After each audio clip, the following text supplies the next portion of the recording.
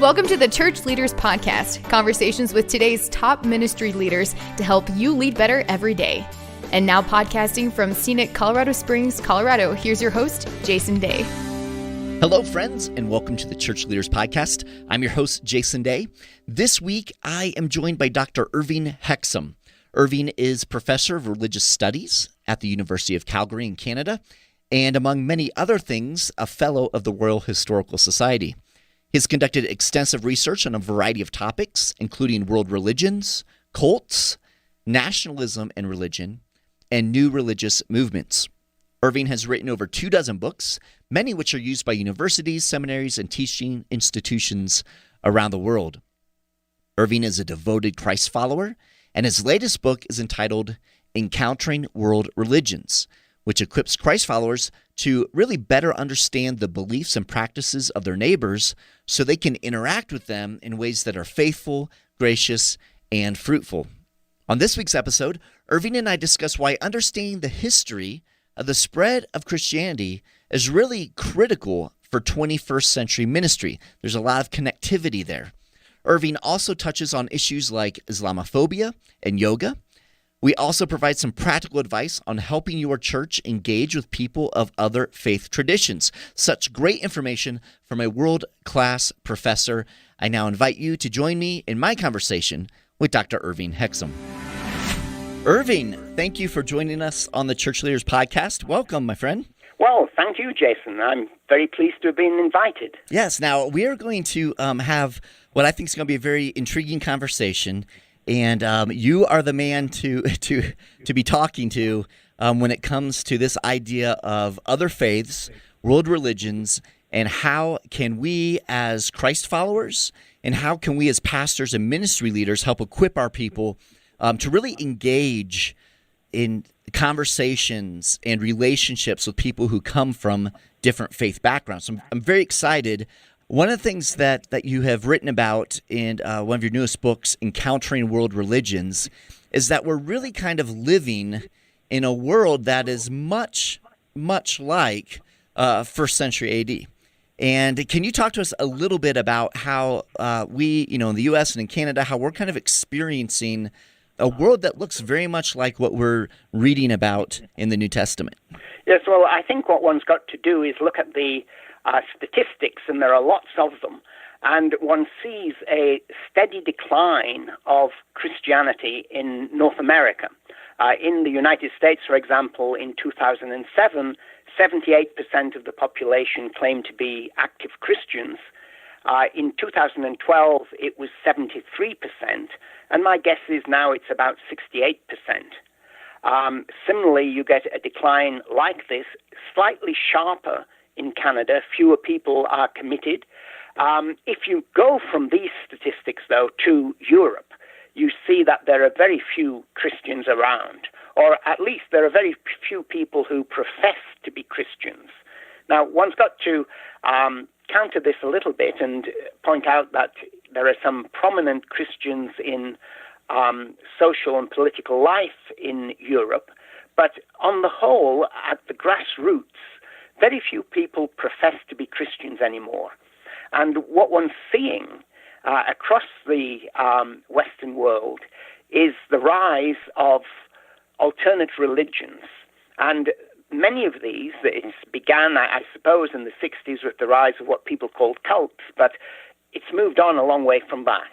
And what it is people who have never been Christians. You've got a large number of immigrants coming in to North America and much larger in Europe who belong to different religious traditions like Sikhs and Hindus and also Buddhists. And the Buddhist numbers are more complicated than the others because many Americans have converted to Buddhism.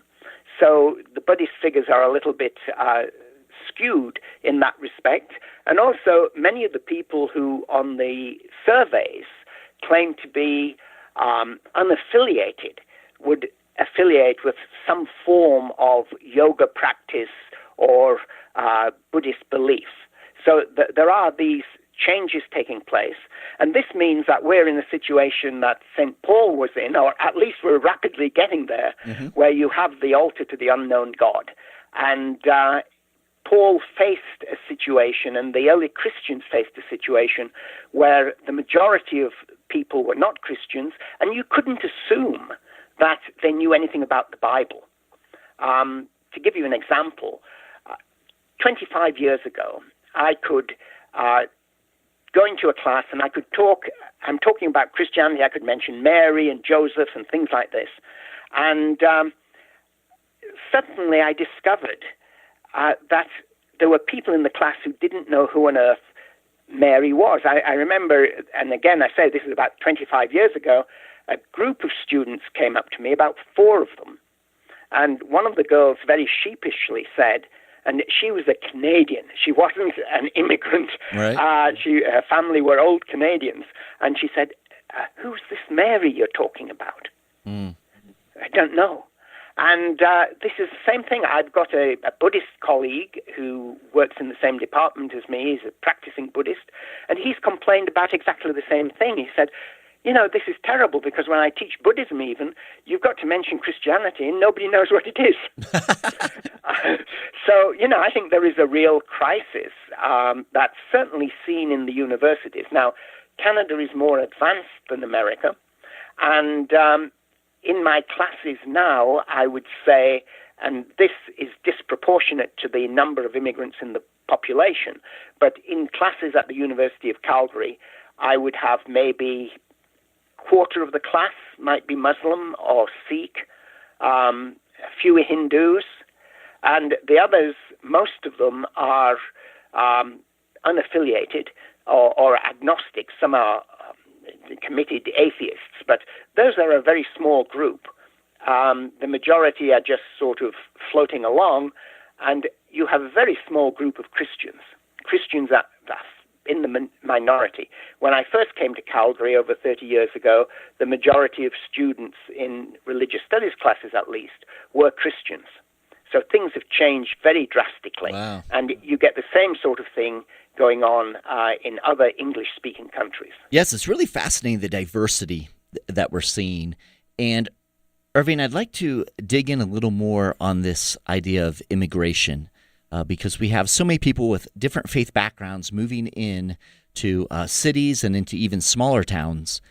And one of the things that you, I think, have done very well in your book, Encountering World Religions, is not only giving us some background information on each of the different religions, but then you also go a step further. And I've got to say, I've read lots of different books on comparative religion, and this is the first I've read that really goes that extra step and helps us think through how we could be prepared from a Christian perspective to not only be aware of these other religions, but then build these relationships, engage in conversations that are gracious and are fruitful.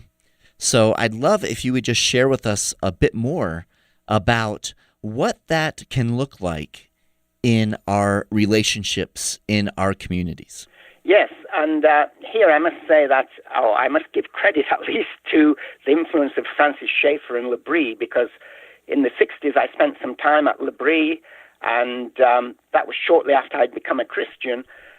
And what I learned from there was the importance of the person. And I think one's got to take this very seriously. Schaeffer used to talk about the mannishness of man. I think today that's probably politically incorrect. It's the humanness of humans. Right. But what we've got are people like ourselves who, for one reason or another, usually people who are really committed to the other world religions, the major world religions, are people who've been born into those traditions. And when you get to know them, many of them are very nice people. I think, for example, when one thinks about Islam, I think there are many worrying things about Islam as a movement and the political developments of Islam today. But if you know a Muslim, the majority are very nice people. The best neighbor I've ever had, I keep telling my classes this, was a man, Ishmael. And he was a South African Muslim. He was from the colored community in South Africa. That's people who were of mixed race. And his parents had come to South Africa from India as Muslims, and he was a Muslim, but he had eventually left South Africa. He was really a super person, very nice indeed, and very helpful. But, he was a Muslim, and therefore one's got to come to terms with this. And I remember Ishmael telling me that he'd actually gone to a Christian mission school in South Africa, and he passed. Everybody had got to take a course on the catechism and Christian beliefs, and he passed it with flying colors. But the missionaries wouldn't give him a certificate to say he'd done it. And he was really hurt by that. And so I think it's things like this that we've got to take into account. And so the first step in approaching people of another faith is, where and when do you meet them? I mean, if they're your neighbors, it's obviously going to be different from if they're your workers or if they're just someone you happen to meet. But what one's got to do is to get to know them, and that's going to take a long time. And this is what I really learned from L'Abri. Before I went to L'Abri, I'd been to the Billy Graham Crusade in Manchester, and the emphasis was on counseling classes and conversion, and once someone was converted, they'd been to the crusade, they got to be helped join a church and all this sort of thing. It all had to happen, and you've got to follow up. I remember them always talking about following up. I think it was Dan Pyatt used to talk about the follow-up on the Crusade's work. And at L'Abri, when I first went, I was shocked because they had no concept of follow-up. And when I talked to them about this and talked to Schaefer about it, he said, God's in charge. God will do the follow-up. We've got to befriend the people, be ready for them when they come to us. We don't force them. Mm-hmm. And, at first I thought, I was very much of a mixed mind about this. But eventually, over time, I saw that this really worked. There were people who returned to L'Abri years later, or years later would say, I started on my path to become a Christian by going to L'Abri, even if the people at L'Abri didn't know about it. So I think one's got to take that approach, that if you look at the Bible, the New Testament conversions, there are sudden conversions like those of St. Paul. But St. Paul was a Jew. He knew the Old Testament well. And so were most of the Jews of the time. They were trained in the Old Testament, and when they converted to Christianity, in some ways it was relatively easy for them because they brought this understanding of creation. God is the creator. There's a fall. Now, Jewish views of the fall are different to Christian ones, but still they recognized there was a fall and there was sin in the world. And there was a need for redemption. Most importantly, they looked for redemption and for a savior figure. They were looking for a Messiah. So it was easy to talk into that world in a sense. But when you come to the pagans, it's very different. Most of the stories of pagan conversion in the New Testament seem to be of people that were converted over a long period of time or who were on the edge of Judaism. There were people who were attracted to Judaism, like the Ethiopian eunuch. The Ethiopian eunuch was reading scripture when he was met by Stephen, and he was then baptized. And he went back to Ethiopia, where there were a lot of people who were either Jewish or people on the edge of Judaism. They were familiar with the scriptures. They were attracted to Judaism, but there were some things that didn't quite fit. And then they became Christian, and Ethiopia became a leading center of Christianity in Africa. So I think we've got to take this long-term approach. We've got to take a long view about conversion and not expect miracles. Now, miracles do happen. And some people are converted, they hear the gospel, and they immediately convert. But many people take a long time. And I think one of the failures of the evangelical tradition has been to stress the instant conversion and forget about the long-term conversion. This isn't saying that the instant conversion isn't important. It is, and it happens. It's very important. But on the other hand, there are also many people who take a long time to convert. Yeah. Now, if you look at the history of Christianity, and there's a wonderful book, which in America it's called, what's it called in America? It's Barbarian Conversion by Richard Fletcher. Mm-hmm. In Britain, it's called The Conversion of Europe in the British edition. And this book by Fletcher traces the first 1,000 years or so of Christianity. And he particularly spends time on the conversion of Northern Europe and how it took place. And he points out, and Fletcher was a Christian, he points out that the conversion in some instances was very rapid. A missionary went into an area and people responded to the gospel right away. In other places, it took years before anybody was converted, very long periods of time. He also points out that a lot of conversion, particularly in the case of the English, but this happened in other places in Europe, was by rulers who were converted. They became Christian, their lands became Christian, and then there were Christian kings around them, and often either the king married the daughter of one of these other rulers, or the son married the daughter of the pagan, and they moved into these pagan kingdoms as Christians on the condition that they could take a priest with them, they could pray, they could practice Christianity, but the kingdom remained pagan. And then over a relatively short time, these kingdoms became Christian, and a lot of secular historians say, yeah, well, this was just politics, this is real politics. Right. You pretend to be a Christian, you give in, the ruler becomes sort of a Christian, the lands are Christian, but they're not really Christian. Under the surface, they're all pagan. Fletcher points out that shortly after these events happened, this is in the 7th century, there were a series of wars and invasions by Vikings and others, and these kings and princes and their people died for their Christian faith. And they had the opportunity to renounce it, but they died. And so he says, look, you can't say this was just a matter of convenience. Right. Christianity really took hold because these people were prepared to lay down their lives for their faith. And that's something historians have overlooked. So I think this is a great book, and I think it's an important lesson that one's got to look at how people become Christians. And there are many different ways that people become Christian over time. And we've got to take that into account, and we've got to recognize that the slow, long conversion can be very real, and have patience. And we've got to, above all, and this is the most important thing, we've got to trust God. Right. God knows what he's doing. And, we've got to live as Christians, and by our example, draw other people to the faith. Yeah. I think that oftentimes we try to replace the work of the Spirit with strategy.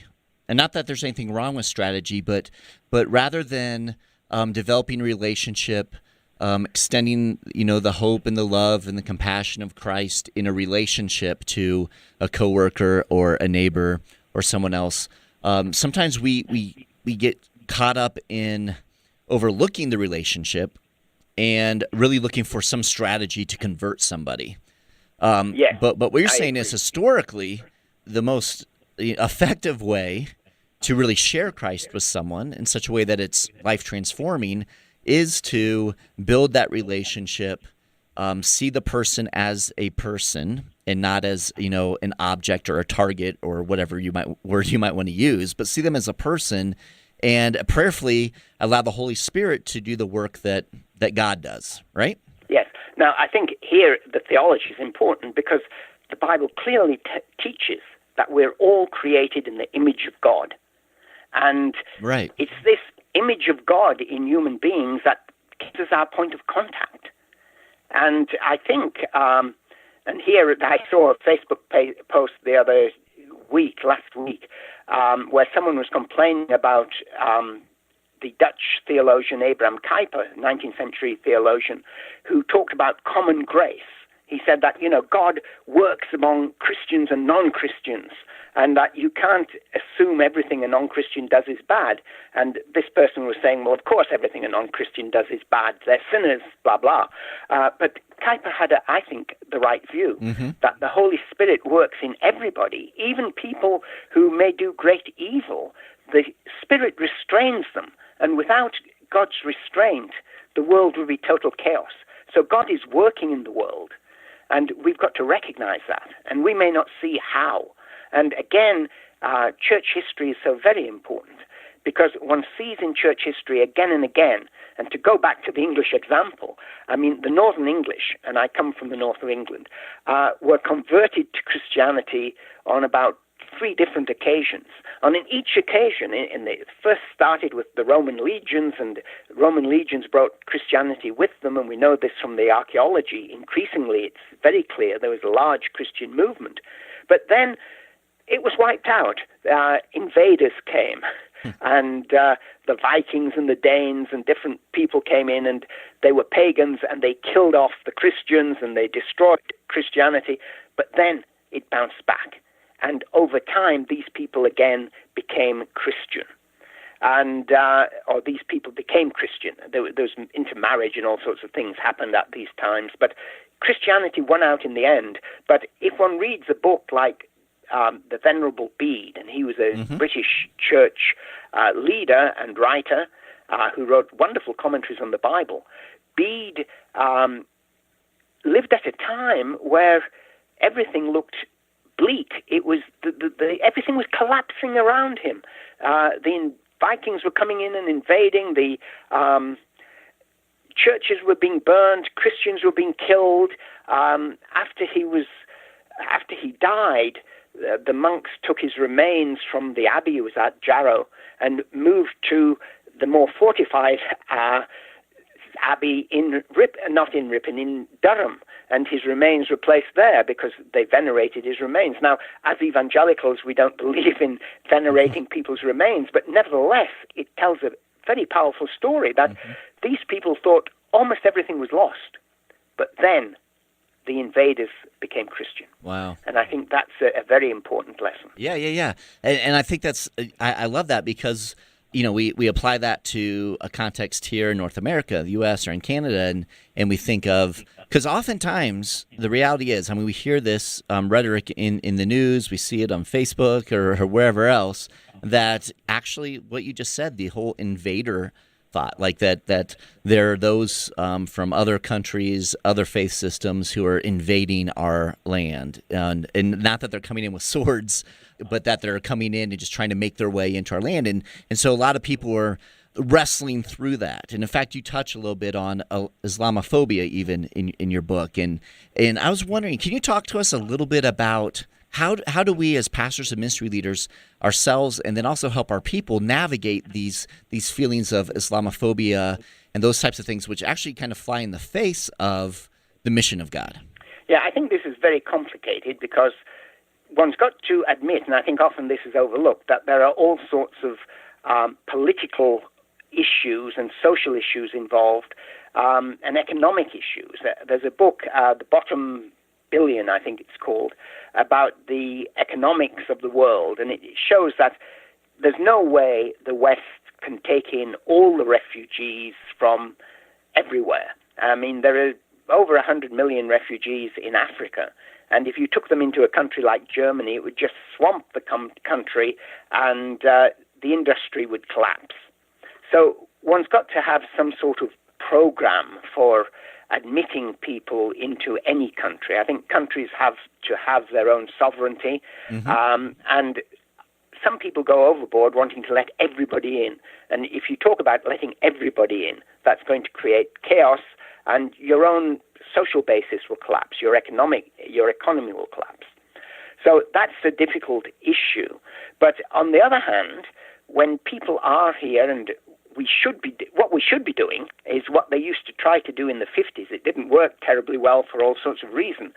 But it's in the 50s and 60s, the big emphasis was on development of other parts of the world. And I think we've got to get back to that. We've got to develop the economies of Africa and parts of Asia that have not developed, and other parts of the world where you've got people living in poverty, we've got to help them. But that doesn't necessarily bring them to our country so that they flood the job market and wages go down and things like this. So it's a balance.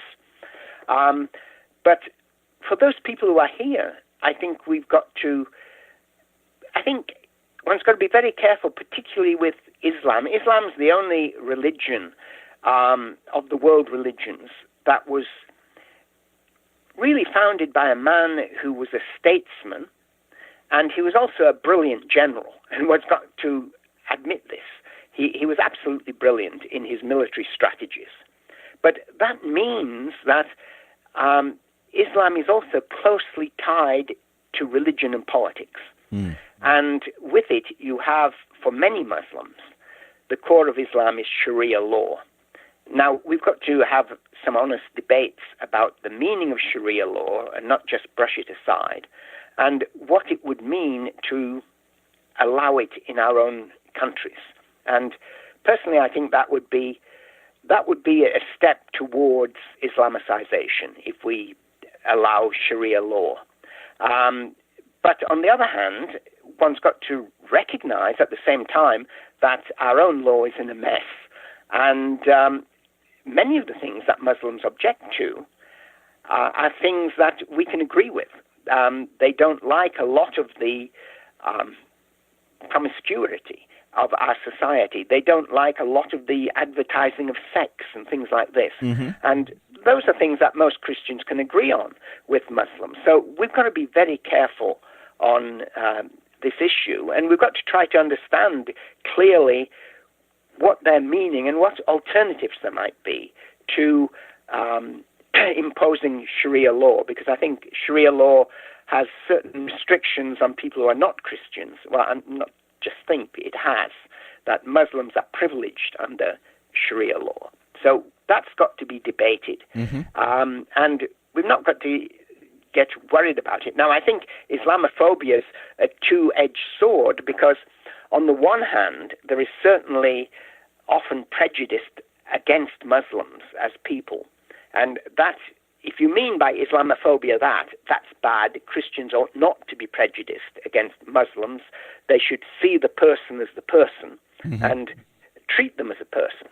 On the other hand, there are Muslim groups that use Islamophobia as a foil to do and say anything they want.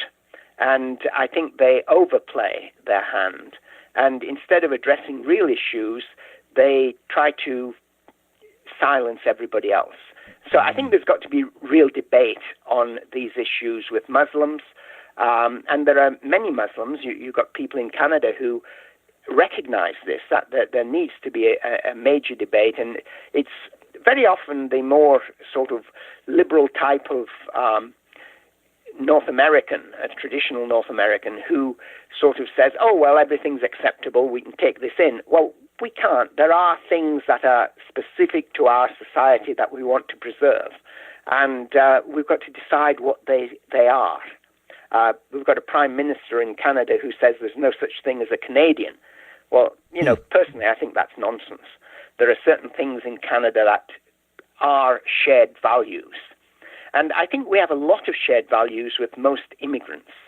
And many of the immigrants coming into America are, as I understand it, and I'm not an American, are people from Latin America with Christian backgrounds. And those that I've met, at least, and we get them in Canada too, are usually very devout Christians. And many of them move from Catholicism into Pentecostal churches and become Protestants. So that there are changes going on, and the Catholic Church has changed over the last 30 years incredibly, so that you get many Catholic preachers who do preach the gospel. I know this might shock some evangelicals, but there's no doubt. I've heard them preach, and preach very good sermons. So one's got to be very, very careful on these things. And what we've got to do is look to God for guidance on all of them, and try to develop a Christian perspective that is based on Scripture and not just our own fears. Yeah, that's good. That's good. What would you say, Irving, to a pastor if you're just sitting over a cup of coffee and he said, I'm really trying to help our people be more open to engaging people from different faith backgrounds, whether it's Muslims or Hindus, Buddhists, or, we have many African refugees and immigrants who bring kind of more of traditional African religion with them. But the pastor's really struggling with how to help his people not become insular, but to really look at it as opportunity. What practical advice would you give a pastor who's struggling with that? Yeah, well, I think the first thing, and this sounds biased because I'm a professor, the first thing is education. Yeah. We've got to educate both pastors and our congregations about Christianity in the first instance, because there's a lot of lack of knowledge of church history and of Christian beliefs. So we've got to teach Christianity very clearly. And then we've got to teach them about other religions. And years ago, there's a very famous American sociologist, Robert Bellah, and he did a study of students at the University of California in Berkeley. And he pointed out that students who very often came from strong Christian backgrounds, and they took a few courses in religious studies, world religions, they may not have lost their faith, but at least their faith was weakened because of that experience. They began to have all sorts of doubts. And so he said, basically religious studies encourages loss of faith. And I think there is truth to that, but only at the superficial level. And I think this is what pastors and the laity need to understand. When you really get into other world religions, they are very different from Christianity in many ways. You don't really have a common religious base that everyone believes the same thing. And to give the starkest example, and I know a lot of people love Buddhism, but Buddhism teaches that there is no such thing as a person. There is no self. And I think most people North Americans who pretend to practice Buddhism, believe that they do it because it increases their self. It gives them a better sense of self-worth and all sorts of things like this, which are totally opposed to Buddhist teaching. And so I think one's got to really get into the depths of the religions, and one's not got to be afraid of it. I think what happens with many Christians is they look at another religion and they're afraid of digging into it because they might lose their own faith. And this, unfortunately, I think is something which developed in the 20th century. In the 19th century, what amazes me, and I've got colleagues who are not Christians, they're Hindu and they're Buddhist and things, and they will say, if you look at the Christian writings about religion in China, for example, or religion in India in the 19th century, many of the Christian writers did a superb job in talking about these religions and really understood them and presented a Christian alternative. But somehow, I think really the First World War was the turning point. A whole generation of scholars and people were wiped out in the trenches. And that changed Christianity into a much more defensive mode, and people stopped doing the scholarship. I mean, there's the growth of religious studies and comparative religion, but in many ways the depth has gone compared with some of the things written in the 19th century. So I think we've got to get back to very serious study of these religions, but we've also got to have a strong faith ourselves. Now, obviously, and I think this has got to be made very clear, we can't expect everybody to be an expert on Hinduism or Buddhism or Islam or Judaism or whatever. But I think we can have people in our Christian communities who do take these things seriously and study them well. And we can at least develop the consciousness that there's nothing to be afraid of in studying these religions. Studying one of these world religions or knowing a Buddhist or knowing a Hindu is not going to cause you to lose your faith if you've got a real faith. And knowing about their religions may well strengthen your religion, because when one realizes there's this contradiction in Buddhism about the self, because in practice, many Buddhists love their wives. Well, how can you love a non-entity? I mean, their wife doesn't really exist. Their wife's a sort of phenomena, the conglomeration of atoms, but there's not a person there. But they love them and they love their children. So I think we've got to very gently point out things like that to them, and to know enough about the religion to be able to make suggestions. Mm-hmm. But like most Christians, the majority of Buddhists and Muslims and Hindus and whatever, Sikhs in North America, don't really know their religion very well. I mean, most people are like either nominal or even some very regular churchgoers. They've got a fairly superficial understanding of their own religion. Right. And so one's got to take that into account, and what your neighbor tells you that Sikhism is about isn't necessarily what Sikhism is about if it's a Sikh neighbor. It may be something very different in the religion itself, and the same goes for Islam and for Buddhism and things like this. So in the first instance, one's got to get to know the person. And then I think at some point, usually after years, the question of, what do you really, why don't you accept my beliefs? What do you really believe yourself? Questions like this come up, and at that point, I think we can talk to people about our own faith and present it to them. That's why we need to have a very good understanding of Christianity, because one of the things people will bring up is, well, what do you mean by three gods? Why do you worship three gods?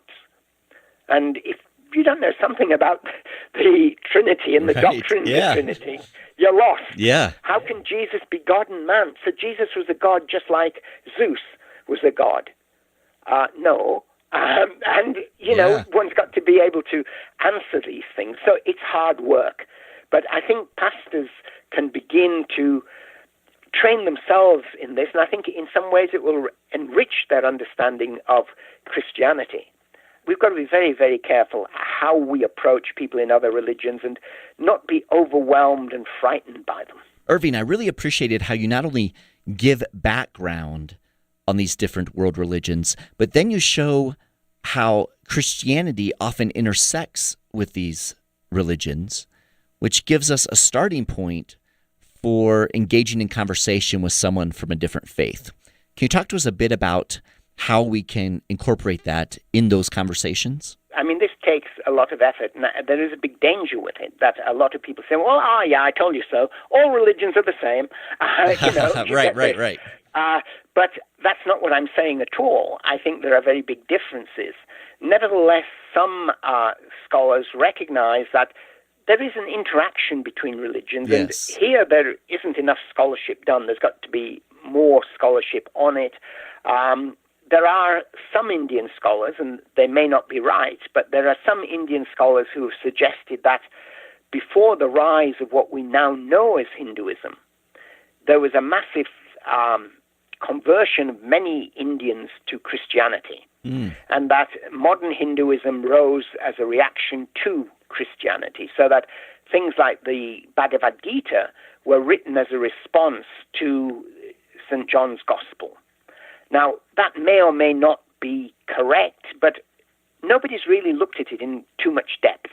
And I think we've got to explore that because there are similarities. I know I was taught Buddhism by a man called Edward Conser, who's one of the best-known Buddhist scholars of the 20th century and was a practicing Buddhist. And he believed very strongly that the Lotus Sutra of the Good Law, which is a Buddhist text, a very important Buddhist text, was influenced by Christianity, and that it was part of a Buddhist apologetic against Christianity. So the possibility of a widespread evangelistic campaign in India might be possible. This is supported by the fact, you see, that Hindu temples, for example, there's no record, there's no archaeological remains of Hindu temples before the late 3rd and early 4th centuries A.D. Now, Hindus claim that their tradition goes back 2000 B.C., but the archaeological support for it is very weak, and I think that needs looking at more carefully. Yeah. And there are all sorts of things like this that can be brought up and can be discussed. But it's going to take a lot of work, not just by congregations and pastors. We're going to have Christian scholars really probe these things.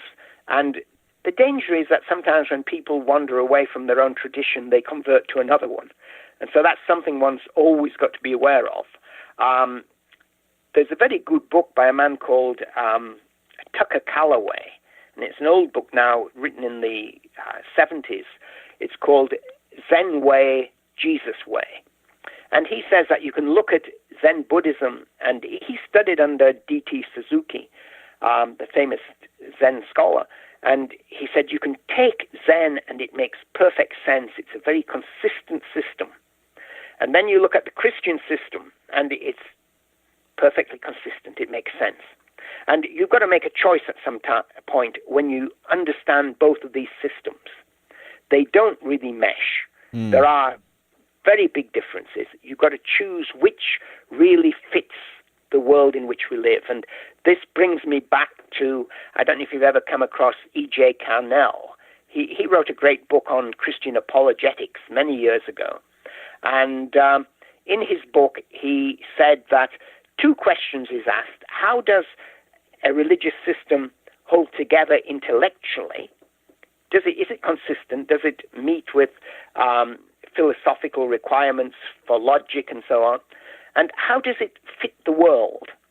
And it's this fitting the world that I think is so very important, because it seems to me that Buddhism, whatever is good about it, and there are many good things in the Buddhist tradition, but it doesn't really fit our experience of life. This denial of the self jars with our experience. Mm-hmm. And therefore, I think we can reject it. Right. But in doing so, one needs to be gentle and see, talking to a Buddhist, does this really fit? I mean, you say you love your wife, but then your wife is just, she's not really real.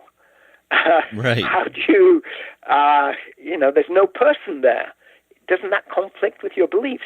Whereas in Christianity, there is a person. Christianity affirms the person. Right. And this is the importance of, this is where things like the Trinity make sense. There is this personal core to the Godhead. And so we need to be aware of these things. Yes, that's so true. Irving, it has been a pleasure to have this conversation with you, brother. You've given us much to think about. And I do want to let our listeners know that we will have links to your newest book, Encountering World Religions, in the show notes, but we're also going to have links to many of the other works that you cited during this conversation. So if anyone's interested, they can go to the show notes for this episode and find out more information. But man, it's been so great to have you with us on the Church Leaders Podcast. I really enjoyed the interview. And in terms of links, I hope you put in a link to my previous book, Understanding World Religions, which goes into much more detail. And although it's Christian, it doesn't present an explicit Christian response. It simply tries to educate people into different world religions. Excellent. We'll include that as well. Thank you so much, brother. I appreciate you being with us. God bless you. God bless you, too. I appreciate you taking the time to be with us on this week's episode. Every week, as we are putting the episodes together, we're thinking of you, our pastors and ministry leaders, and striving to provide insightful and inspiring interviews as you seek to grow as a kingdom leader. So we hope you're finding value from the Church Leaders Podcast, and if so, we'd certainly appreciate you taking a few moments to head over to iTunes and leave us a review. Your positive reviews and ratings help other church leaders more easily find our podcasts, so they too can benefit from these interviews. Again, we thank you in advance, and if you have any comments, any questions, suggestions, or ideas for guests, I would love to hear from you. You can send me an email to podcast@ChurchLeaders.com, or you can connect with me on Twitter. Finally, you can find this podcast as well as other great faith-based podcasts on the FaithPlay app. It's available for both Apple and Android, and so we encourage you to check that out as well. So until next time, this is Jason Day, encouraging you to love well and lead well. You've been listening to the Church Leaders Podcast. For articles, videos, and free resources that will help you lead better every day, visit our website at ChurchLeaders.com.